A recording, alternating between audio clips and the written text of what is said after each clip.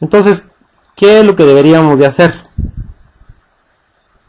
para resolver este problema? Bueno, simplemente se definen los grados de libertad, ¿verdad? Para esta viga, los grados de libertad que se van a utilizar, que serían los desplazamientos verticales en la dirección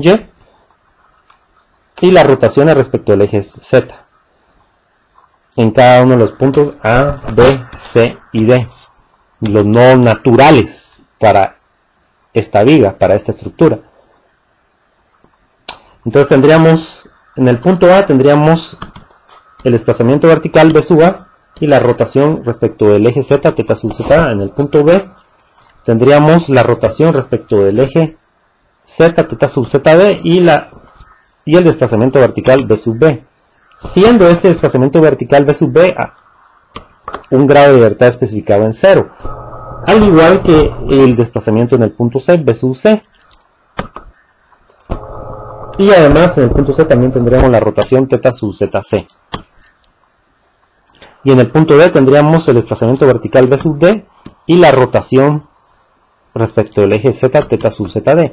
Estos serían los 8 grados de libertad que habríamos de definir para este elemento, para toda esta estructura. Entonces los grados de libertad libre los tenemos aquí diagramados en celeste y los grados de libertad especificados los tenemos diagramados en naranja. Entonces B sub A, teta sub ZA, teta sub ZB y teta sub ZC serían los grados de libertad libres, y B sub B, B sub C, B sub D y teta sub ZD los grados de libertad especificados dadas las condiciones de apoyo especificadas para este problema.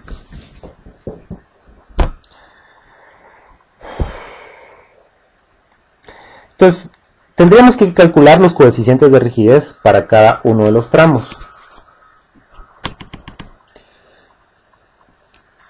12i sub z partido L cubo, 6i sub z partido L cuadrado, 4i sub z partido L y 2i sub z partido L. Pero todos los tramos tienen las mismas propiedades, de hecho. E, I y L son iguales. Aquí realmente quise decir I, ¿verdad? I sub z. Todas esas propiedades son las mismas para cada uno de estos tramos. Y tienen de hecho la misma longitud. L, el mismo modo de elasticidad, constituye el material. Y la misma inercia respecto al eje Z. Entonces, siendo así, podemos plantear las ecuaciones de rigidez para todos los miembros, ¿verdad? De un solo, de hecho, para el miembro AB, para el miembro BC y para el miembro CD. Entonces, para el miembro AB, para el miembro BC y para el miembro CD, sería, de hecho, la misma matriz de rigidez. Lo que cambiaría serían los grados de libertad asociados y las fuerzas nodales asociadas. Entonces, al escribir las ecuaciones de fuerza de desplazamiento o ecuación de rigidez para el elemento AB, tendríamos que la fuerza en Y, en la dirección Y, en el punto A, el momento respecto al eje Z para el punto A, la fuerza en Y en el punto B y el momento respecto al eje Z en el punto B, todos para el elemento AB sería igual a esta matriz de rigidez, 12i sub z partido L cubo, 6i sub z partido L cuadrado, menos 12i sub z partido L cubo, 6i sub z partido L cuadrado, 6i sub z partido L cuadrado, 4i sub z partido L, menos 6i sub z partido L cuadrado, 2i sub z partido L, menos 12i sub z partido L cubo, menos 6i sub z partido L cuadrado, 12i sub z partido L cubo, menos 6i sub z partido L cuadrado, 6i sub z partido L cuadrado, 2i sub z partido L, menos 6i sub z partido L cuadrado y 4i sub z partido L. Multiplicando al vector de desplazamientos asociados con los grados de libertad de elemento AB. En el nodo A tendríamos a B sub A y teta sub ZA, y en el nodo B a B sub B y teta sub ZB.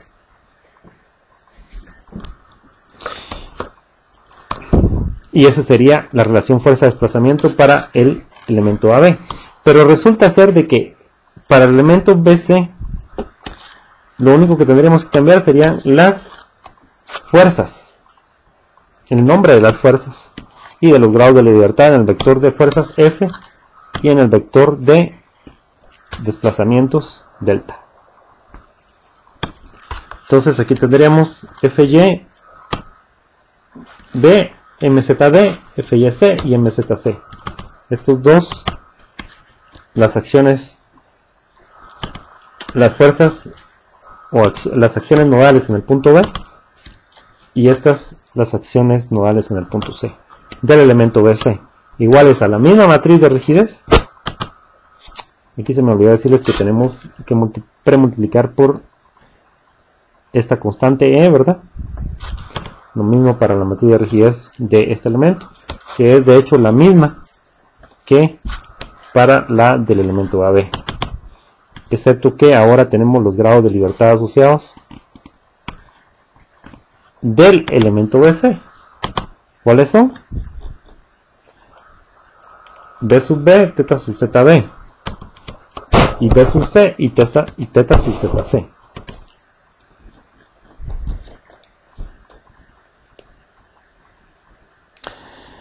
Y para el miembro CD, ¿cuáles son los grados de libertad asociados?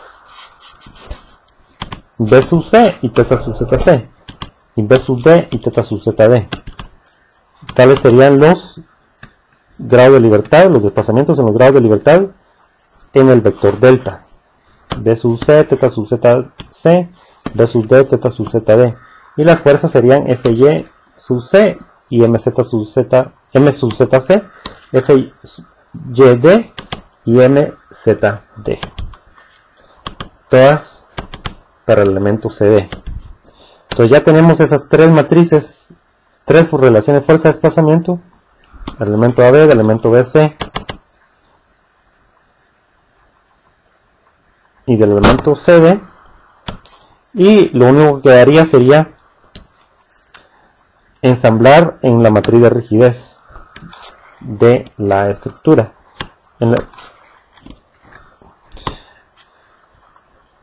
Antes de eso vamos a hablar de las acciones de extremo fijo que tendremos que computar. Si aquí existieran empotramientos, que es lo que vamos a suponer para encontrar las acciones de extremo fijo en los puntos B y C, entonces lo que se generaría debido a Q en cada uno de los empotramientos en el punto B y en el punto C sería una fuerza vertical Q por L dividido 2, perdón, y aquí Q por L dividido 2 también. Y aquí un momento más Q por L cuadrado dividido 12, y aquí un momento menos Q por L cuadrado dividido 12. Todos en anaranjado, como se estaba haciendo con las acciones de extremo fijo. Entonces, ¿qué pasa? Vamos a ensamblar de la manera usual estas tres, bueno, en realidad las matrices de rigidez para elementos AB, BC y CD. Entonces, en azul, en negro aparecen los del elemento AB, las contribuciones de rigidez del elemento AB. En azul, las contribuciones de rigidez del elemento BC. Y en magenta vamos a tener las contribuciones de rigidez del elemento CD. Entonces, dicho procedimiento es idéntico al que hemos visto para ejemplos previos. Entonces no lo vamos a repetir aquí. Simplemente decimos que aquí tenemos la matriz de rigidez ya conformada, y las contribuciones en negro pues provienen del elemento 1, que hay otra, ¿verdad? Las contribuciones en azul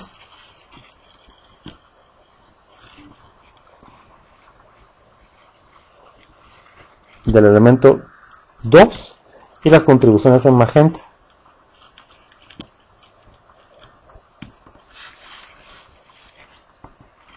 para el elemento, para el tercer elemento. En realidad no le estábamos llamando elemento 1, elemento 2, elemento 3. Esto se debe al elemento AB, las contribuciones en negro. Todas estas dos, esta y esta. En negro para el elemento AB, para el elemento BC en azul, todas estas en azul, esta y esta. Y para el elemento CD en magenta, esta y todas estas.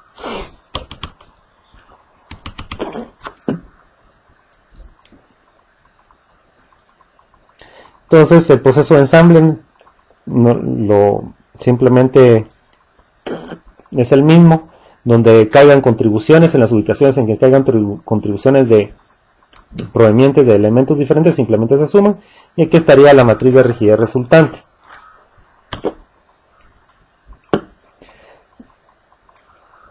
Aquí hemos remarcado donde había más, las ubicaciones en donde más de una contribución provenía de algún, o sea, contribuciones de más de algún elemento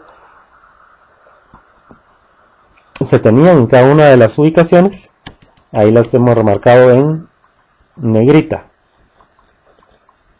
Pero en realidad lo importante es plantear la ecuación apropiadamente, ¿verdad? La ecuación 36A, que es la que tenemos aquí, que P, en realidad tenemos aquí la ecuación, sí, toda esta sería la ecuación 36A, solo que me desarrollada para este ejemplo. Este sería el vector P, esto sería por supuesto la matriz de rigidez K,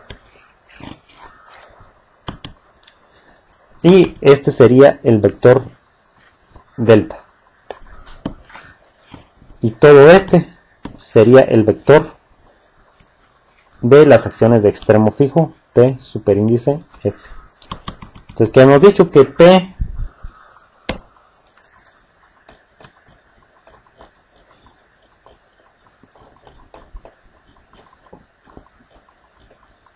era igual a K por delta. P igual a K por delta más las acciones de extremo fijo, el vector de acciones de extremo fijo, P superíndice F. Eso es lo que tenemos justamente aquí planteado. Y por supuesto que QL cuadrado dividido 12 y menos Q por L cuadrado dividido 12 están asociados con los grados de libertad θ sub ZB y θ sub ZC respectivamente.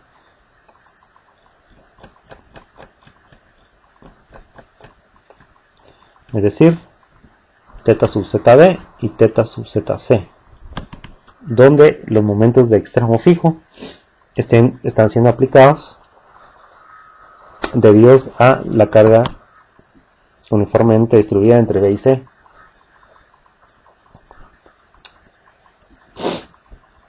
Y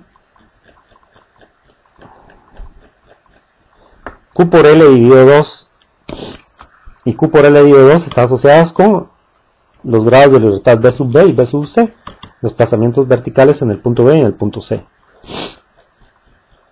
que es justamente en los grados de libertad en los cuales estarían actuando esas acciones de extremo fijo en B sub B y en B sub C.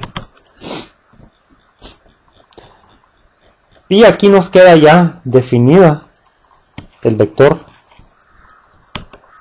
Al haber definido este como delta F, al haber primero ubicado los grados de libertad libres, y eso sí se me olvidó quizá mencionarles que primero en la construcción de las ecuaciones globales de rigidez lo que hicimos fue colocar primero los grados de libertad libres y luego los grados de libertad especificados, grados de libertad libres y luego grados de libertad especificados, con el fin de que por naturaleza nos quedara la partición en grados de libertad libres, en acciones en grados de libertad libres, acciones en grados de libertad especificados, desplazamientos en grados de libertad libres y desplazamientos en grados de libertad especificados, que ya nos quedará esa partición lista.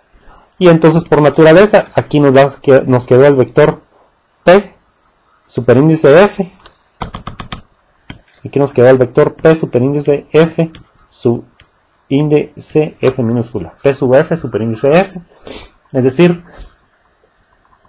el vector que contiene a las acciones de extremo fijo en los grados de libertad libres. Y aquí nos quedó el vector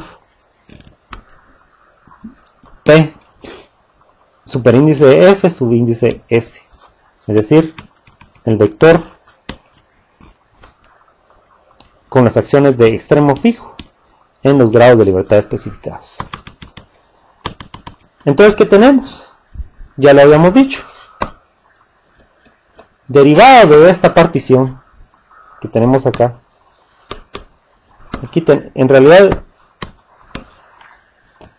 esta ecuación es la que tenemos aquí.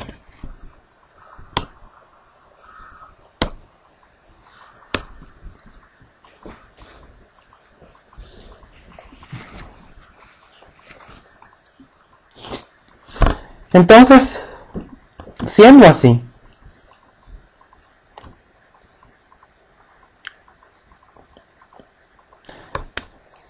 aquí falta el signo más, ¿verdad?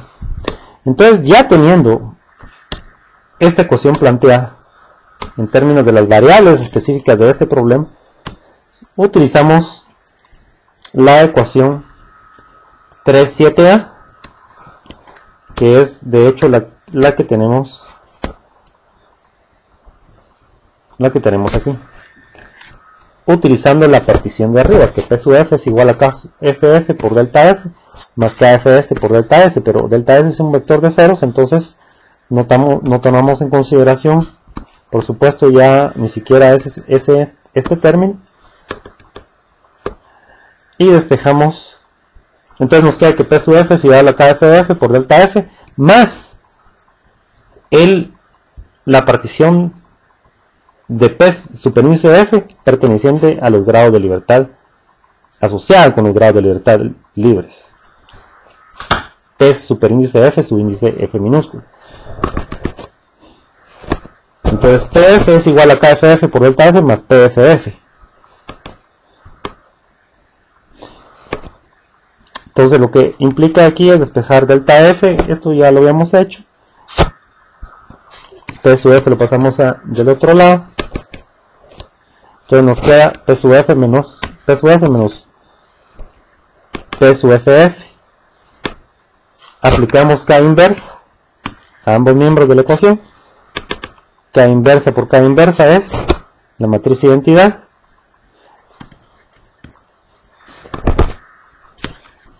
Y la matriz identidad por delta F es delta F. Eso nos queda que delta F es igual a KF es F inversa por P sub F menos P sub FF.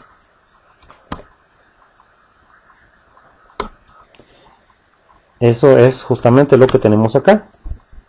Delta F es igual a KFF inversa por PFF menos PF. P sub F menos P sub FF. Entonces, aquí el único asunto es encontrar KFF inversa. Y en realidad encontrar KFF inversa es una tarea relativamente grande si lo vamos a hacer manualmente, sobre todo para un problema algebraico como este. Pero aún así lo hicimos. Y lo hicimos a mano. Por muy laborioso que fuera, decidimos aventurarnos a encontrar KFF inversa.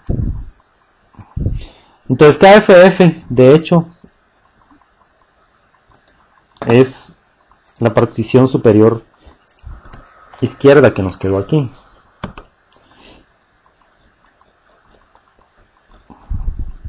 Entonces aquí ya tenemos a KFF inversa. Para simplificar un poco, quizás no sirva de gran cosa, pero lo que hicimos es sacar el I sub z presente en todos los términos no cero y ponerlo aquí afuera, y uno de las L's que sí están presentes en todos los términos no cero también. Entonces nos queda E por I sub z, y ya aquí en lugar de 12iz de L cubo nos va a quedar 12L cuadrado. Aquí en lugar de 6i sub z partido L cuadrado nos va a quedar 6 partido L. Aquí en lugar de 6i sub z tenemos 6 partido. En lugar de 6i sub z partido L cuadrado tenemos 6 partido L. En lugar de 6 i sub z partido L cuadrado tenemos 6 partido L, en lugar de 4 i sub z partido L tenemos 4 y así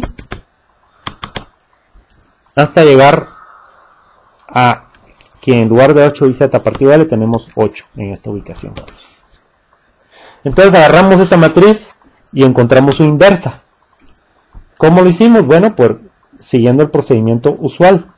Definimos la fila 1, la fila 2, la fila 3 y la fila 4 con números romanos y aumentamos la matriz. Aquí tenemos a KFF del lado izquierdo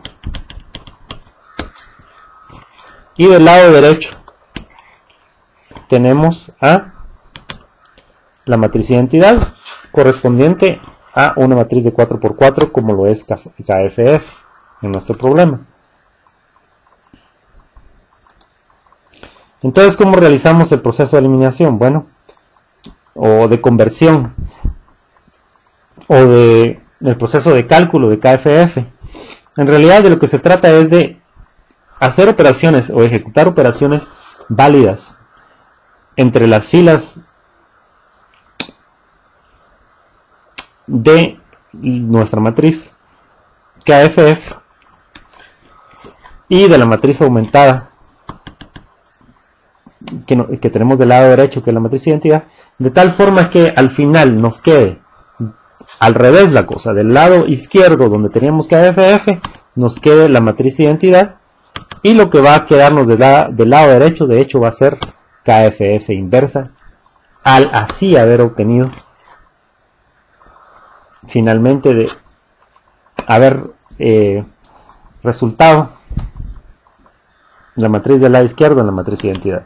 Entonces, al llegar a tener lo que tenemos acá, aquí, entonces lo que vamos a tener en ese instante de este lado va a ser KFF inversa. Entonces, eso fue lo que se hizo, ¿verdad? Entonces, una primera operación sería trabajar de manera ordenada, ¿verdad? La primera fila sería la fila pivotal, la primera fila pivotal.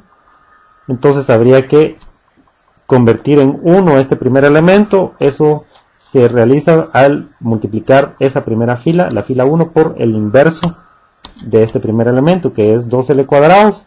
Entonces el inverso sería L cuadrado dividido 12. Entonces en el siguiente paso ya tenemos 1 en este primer elemento de la fila 1. Entonces se ha multiplicado toda la fila por L cuadrado dividido 12, y esta fila va a ser nuestra primera fila, nuestro primer pivot, nuestra primera fila pivotal.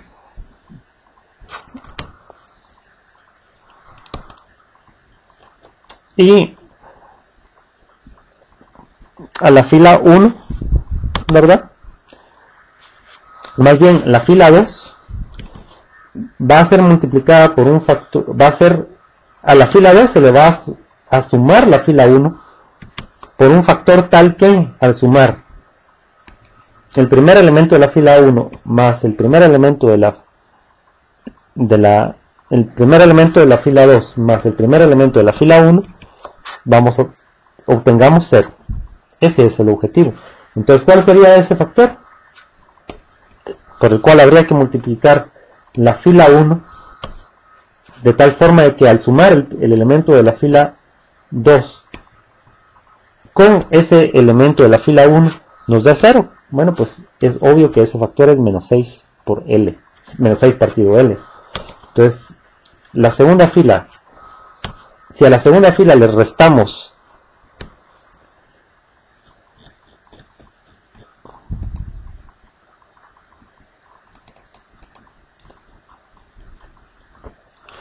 si a la segunda fila le restamos 6 partido L, la fila 1, entonces vamos a llegar a nuestro objetivo de que tengamos un 0 como resultado en esta ubicación en el siguiente paso. Lo mismo vamos a decir de la siguiente fila, de la fila 3. Vamos a decir que si a la fila 3 le restamos 6 partido L, si a la fila 3 le restamos 6 partido L veces la fila 1, en la primera ubicación tenemos garantizado que vamos a tener 0.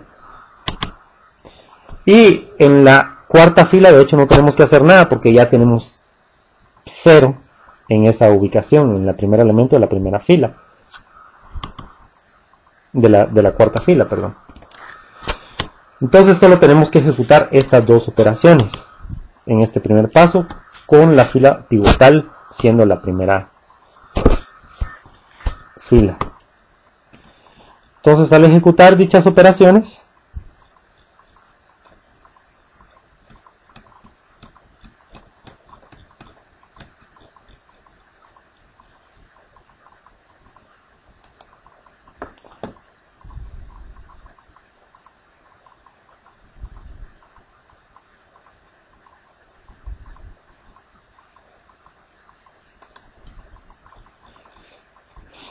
al ejecutar estas operaciones, entonces que habíamos dicho que teníamos que ejecutar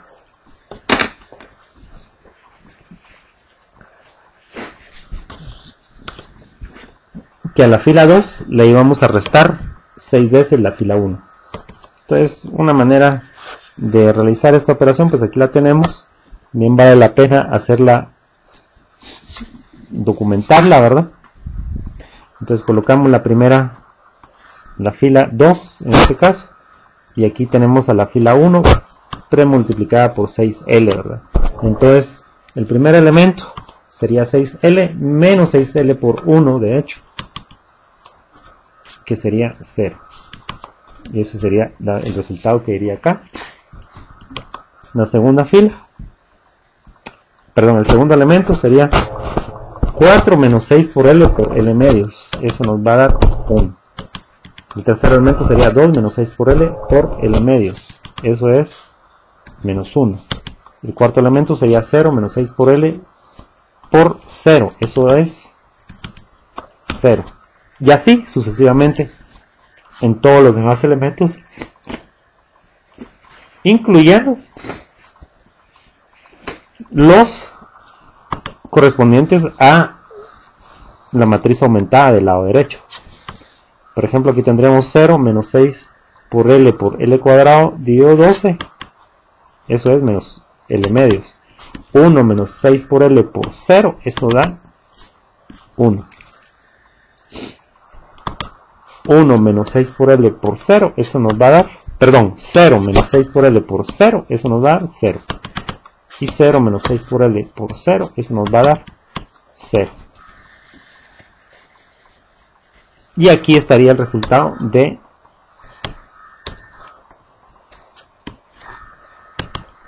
esta operación.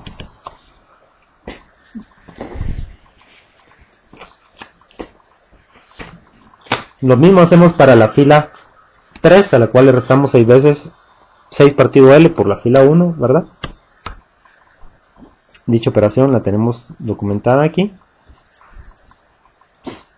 Entonces aquí estaría la fila 3. Aquí estaría la fila 1. Aquí tenemos el factor menos 6 por L. Entonces el primer elemento sería 6 por L menos 6 por L por 1. Eso es 0. 2 menos 6 por L por L medios. Eso es menos 1. 8 menos 6 por L por L medios. Eso es 5. Y así sucesivamente hasta llegar a, digamos que pasamos por 1 menos 6 por L por 0, eso es 1, y eso sería el penúltimo elemento de la fila 3, y el último sería 0 por menos 6 por L por 0, sería 0. Entonces aquí estaría el resultado de esta operación. En el siguiente paso lo que hicimos fue solamente conjuntar estos resultados, este para la fila 2 y este para la fila 3. Aquí está para la fila 2, aquí está, y este para la fila 3, aquí está.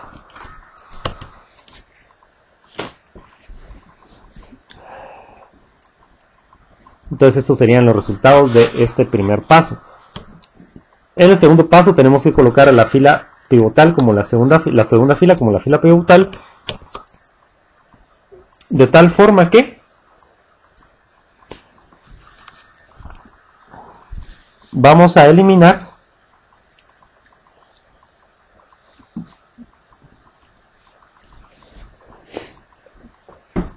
vamos a poner como en 0,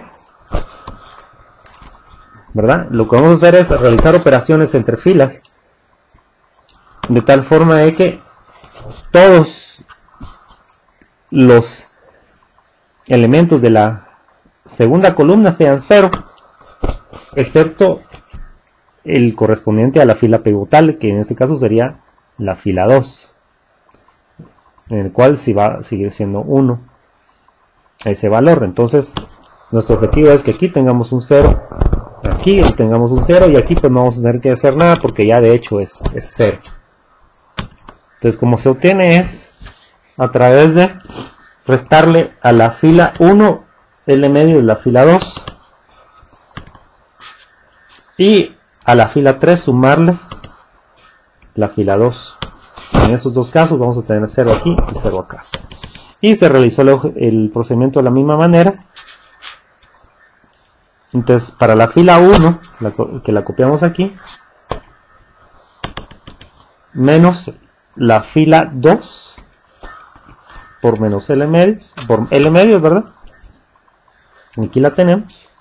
Entonces 1 menos L medios por 0 es 1. L medios por menos L medios por 1 es 0.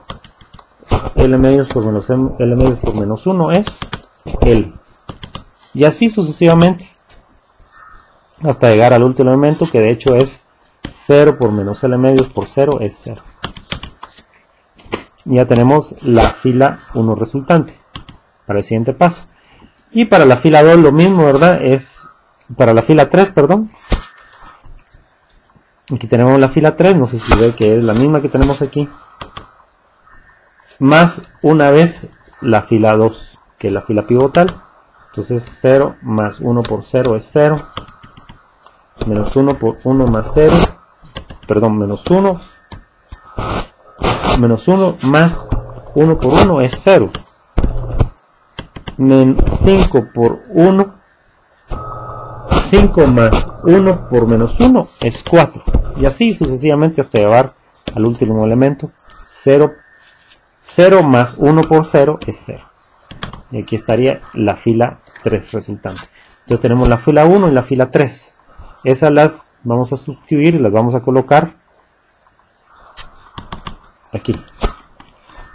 Fila 1 y fila 3. Y esos serían los resultados para este segundo paso con la fila pivotal siendo la segunda. El tercer paso pues no lo vamos a discutir.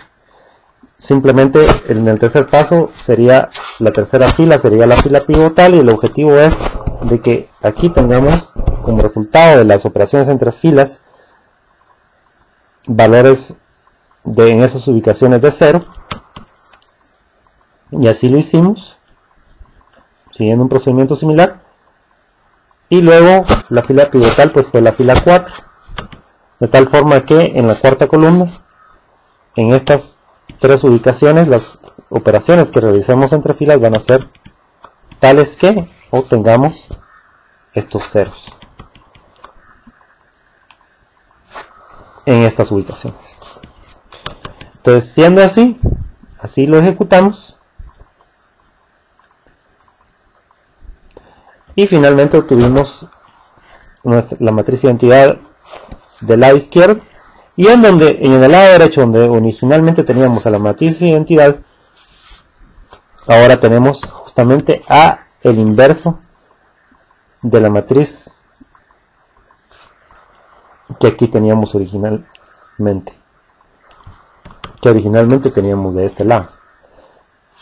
Entonces, esta matriz que tenemos aquí ahora finalmente es el inverso de la que aquí teníamos originalmente. ¿Cuál teníamos aquí originalmente? ¿Verdad? Vamos a evocar que la matriz que transpusimos de hecho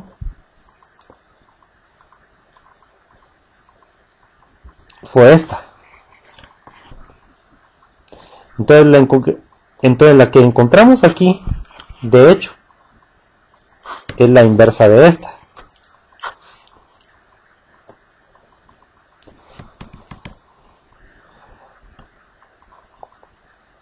Entonces si KFF es esta matriz por esto, entonces KFF inversa es esta matriz que acabamos de encontrar por el inverso de este escalar, que simplemente es, si este escalar es EIZ partido L, entonces el inverso es L partido EIZ, y el inverso de esta matriz pues es esta que recién acabamos de encontrar, 3L cuadrado, es L cuadrado dividido 21, menos 11 catorceavo de L, menos 2 séptimos de L, 1 catorceavo de L, menos 11 catorceavo de L, 9 séptimos de L, 2 séptimos, perdón, 9 séptimos, 2 séptimos, menos 1 catorceavo, y así sucesivamente. Entonces esta sería la inversa de esta, y la colocamos aquí, ya multiplicada por el inverso de esta escalar, que sería L partido EIZ. Entonces aquí quizás sería prudente multiplicar por L, ¿verdad?, a toda esta expresión, para que solo nos quede el 1 partido EIZ. Aquí tenemos el resultado, y esto sigue siendo KFF inversa. Entonces delta F dijimos que era KFF inversa por P sub F menos P sub FF, en donde P sub FF era el vector correspondiente a las fuerzas a las acciones de extremo fijo en los grados de libertad libres, por eso el subíndice F. Entonces delta F es igual a 1 partido EIZ por esa matriz que recién acabamos de calcular, multiplicando al vector con las fuerzas en los grados de libertad libres, por las acciones en los grados de libertad libres, que siempre hemos dibujado en azul, pero resulta que todas ellas son 0, de hecho, menos el vector PFF, las fuerzas, las acciones de extremo fijo en los grados de libertad libres. Entonces este signo menos simplemente operamos, ¿verdad? Entonces ya nos queda en el siguiente paso 0, 0, menos QL cuadrado partido 12, y menos por menos sería más QL cuadrado dividido 12.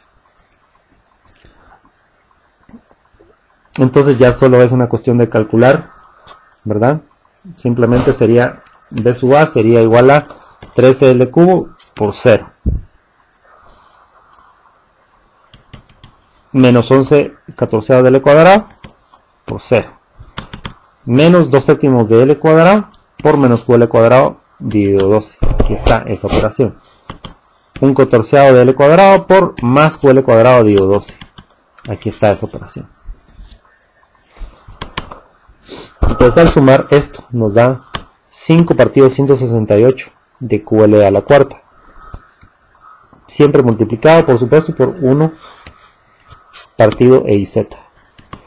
Teta sub ZA sería entonces, como estos dos están multiplicando a 0, entonces no lo vamos a tomar en cuenta. Entonces solo sería 2 séptimos de L por menos QL cuadrado dividido 12, menos 1 catorceavo de L por QL cuadrado dividido 12. Aquí están esas operaciones. El resultado es menos 5 partido 168 de Q por L al cubo.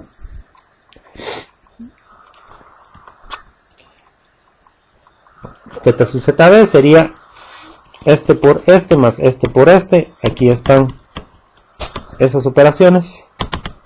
Eso nos da menos 500 partido 168 de QL cubo. Y teta sub ZC sería este por este más este por este. Y eso nos da esa operación. Aquí la tenemos. Y eso nos da menos 1 partido 56 de QL cubo. Entonces ya tenemos de hecho aquí los resultados para los desplazamientos en los grados de libertad libres, en función de Q y en función de L, y por supuesto en función de las propiedades intrínsecas de la viga E y Z. Pero el vector PS habíamos dicho que era igual a KSF por delta F más la partición, el vector correspondiente a la partición de las acciones de extremo fijo en los grados de libertad especificados, P sub S superíndice F. Entonces, como ya tenemos delta F, que aquí lo acabamos de encontrar, simplemente ya podemos encontrar P sub S, que son las reacciones. K sub SF, aquí está. Delta F, aquí está. P sub S superíndice F, aquí está. Entonces, simplemente sería de encontrar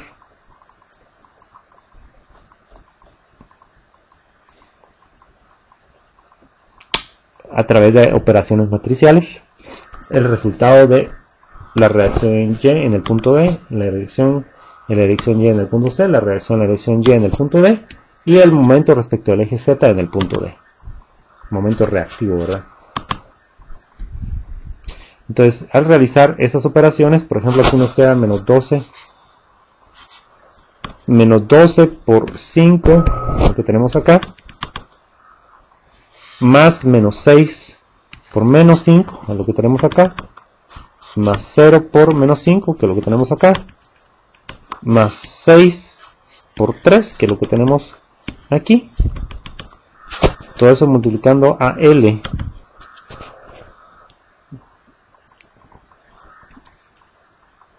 ¿Verdad? Que sería lo que nos quedaría luego de multiplicar el LQ que tenemos aquí. Perdón, el L de la cuarta, pero el LQ nos deja una L en el numerador. O sea, L cubo en el numerador y L cuarta en el numerador. Y L cubo en el denominador multiplicados nos dan una L, ¿verdad? En el numerador. LQ en el numerador por L cuadrado en el denominador nos deja una L. L cubo en el numerador por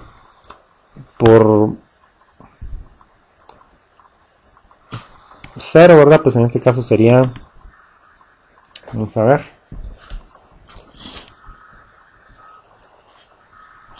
es 0 también, entonces no importa. Y L cubo en el numerador por L cuadrado en el denominador nos deja una L también. Entonces todos estos los podemos multiplicar por L y el Q dividido 168, ¿verdad? Este Q y este 168 pues lo dejamos, que ya vimos que es una constante en el denominador de estos factores, pues lo podemos sacar.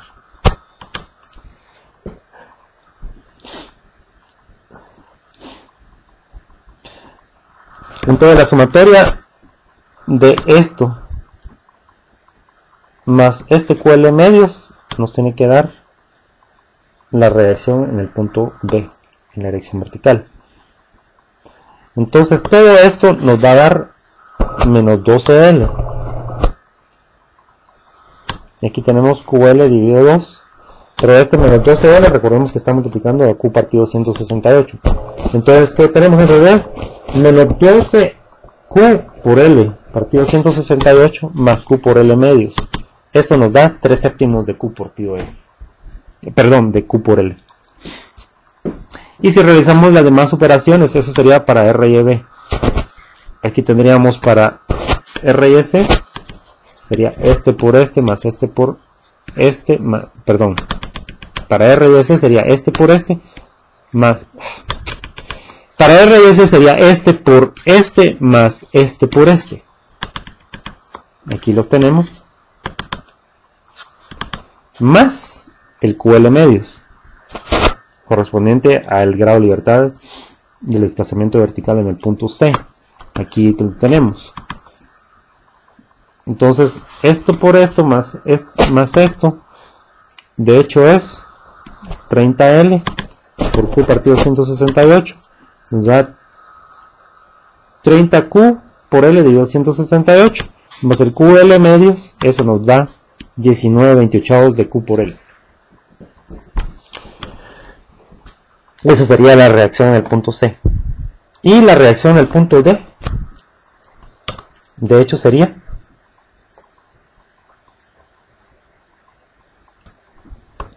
solamente este multiplicando a este, es decir, esto que tenemos aquí, más 0, que sería el valor del vector, del elemento correspondiente al vector de los grados de libertad, perdón, al vector de las acciones de extremo fijo en ese grado de libertad especificado, que es el desplazamiento vertical en el punto D. Ahí no hay acción de extremo fijo, de hecho. Entonces solamente sería, repito, menos 6 por 3. Aquí está. Eso nos da, por L, ¿verdad? Eso nos da menos 18L por Q partido de 168. Eso es menos 18. Eso sería menos 18 Q por L dividido 168 más 0. Eso nos da menos 18 partido 168 de Q por L. Y de hecho,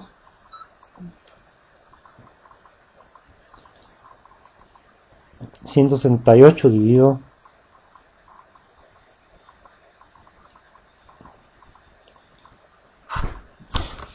18, 168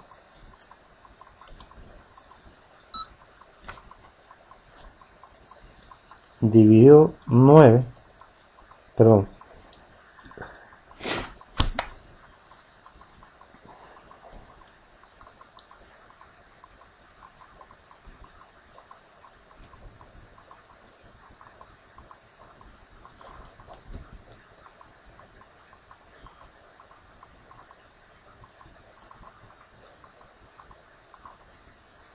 $168 dividido 28 es 6. Entonces, de hecho, menos 18 partido 168 es menos 3/28. Es decir que Q por menos 18 Q por L dividido 168 es menos 3/28 de Q por L. Esa sería la reacción RY, la reacción vertical en la dirección Y en el punto D. Y finalmente, este por este más esto nos va a dar la reacción de momento en el punto D. 2 I sub z partido L por 3. Vamos a ver, sería 2 por 3, ¿verdad? Aquí está. Eso nos va a dar 6L cuadrado por Q partido 168. Eso es más 0, ¿verdad? Eso nos va a dar un 28 de Q partido L cuadrado. Entonces aquí están las reacciones, de hecho. ¿Sí? Y como se puede ver, son las mismas que obtuvimos utilizando los tres métodos anteriores. RYB es 3/7 de Q partido L, RYC es 19/28 de Q partido L, RYD es menos 3/28 de Q partido L, de Q por L, perdón, y RMZ, la reacción de momento respecto al eje Z en el punto D es un 28 de Q partido L cuadrado. Idénticos los resultados a aquellos obtenidos utilizando los tres métodos que vimos previamente y los cuales aplicamos para la resolución de este problema. Entonces, ¿cuál es el mejor método a utilizar? Pues por supuesto que es el método de rigidez directo, que recién acabamos de ver. Y aquí lo único que hace un tanto largo el procedimiento es de que nosotros por puro gusto y gana decidimos encontrar aquí KFF inversa, que fue lo único que hizo un poco o bastante más largo este procedimiento. Pero si aquí lo que tuviéramos fueran valores numéricos en lugar de valores algebraicos, es decir, si tuviéramos un problema planteado en términos de Q y de L, no Q y L como tales, sino Q, digamos, en lugar de ser Q, pues nos diera un valor de Q igual a 2 kN por cada metro y un valor de L, digamos, igual a la longitud de cada tramo igual a 4 metros, pues en realidad encontrar KFF inversa no es un problema grande, es decir, es algo que se puede resolver con una calculadora o utilizando Excel o cualquier otro programa de cómputo. Entonces lo importante es entender cómo el método de superposición utilizando los teoremas de área-momentos, que fue el primer procedimiento que utilizamos. El segundo que utilizamos fue el método de las fuerzas o de las flexibilidades. Y el tercer método fue la interpretación literal de la figura 5-6 de Maguire, Gallagher y Seaman, el de superponer los resultados de la estructura aplicándole empotramientos en los extremos de los elementos en los cuales cargas concentradas cargas transversales intermedias fueran aplicadas, de tal forma de que se obtuvieran las acciones de extremo fijo. Entonces, la superposición de las acciones de extremo fijo más los resultados de la estructura, ¿verdad? De los resultados de a la estructura aplicarle las acciones equivalentes, que son el negativo de las acciones de extremo fijo, ya sin esos empotramientos ficticios que sirvieron para generar las acciones de extremo fijo. Entonces la superposición de esas estructuras, a las cuales llamamos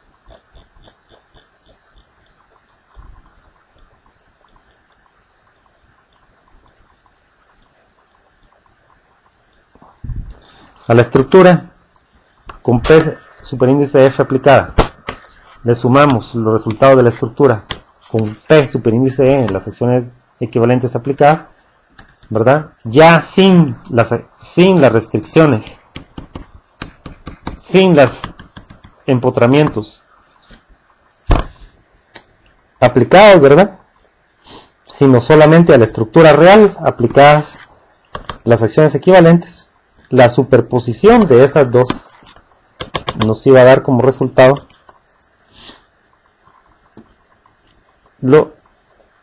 el sistema real, ¿sí?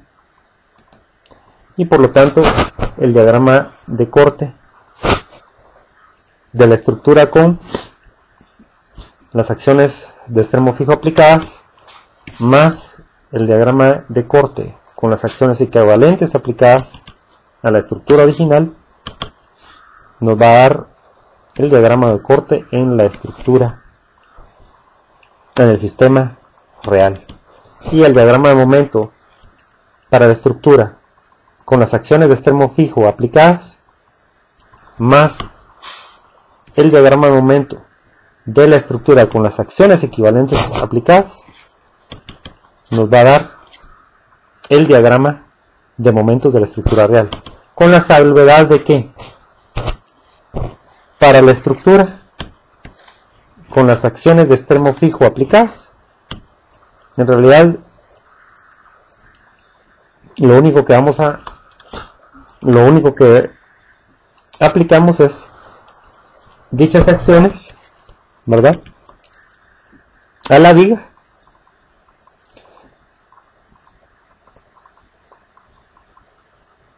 considerando,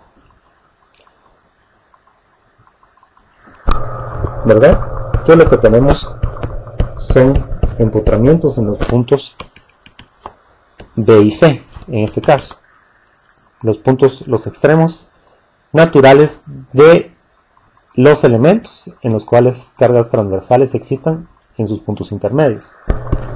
Y para la estructura con las cargas equivalentes aplicadas o las acciones equivalentes aplicadas, va a ser aquella estructura sin los empotramientos que previamente definimos para la estructura con las acciones de extremo fijo.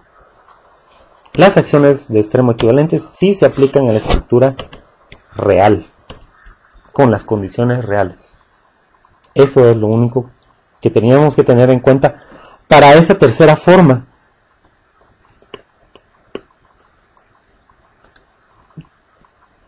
Que seguimos de resolver el problema de la figura 5.6, que es la interpretación literal de las instrucciones en esa figura,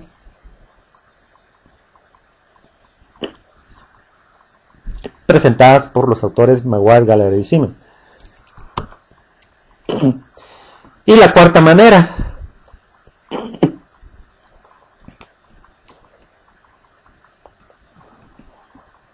por la cual resolvimos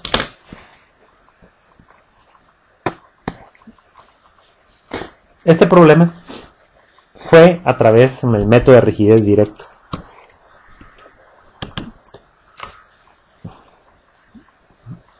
Tratando las cargas transversales mediante acciones de extremo fijo o acciones equivalentes. Y este es el método estándar de análisis estructural matricial por el método de rigidez directo para el análisis de vigas y marcos, en los cuales por naturaleza, por definición, lo más común va a ser que vamos a tener cargas transversales intermedias en uno o más de alguno de los elementos que constituyan a estas estructuras.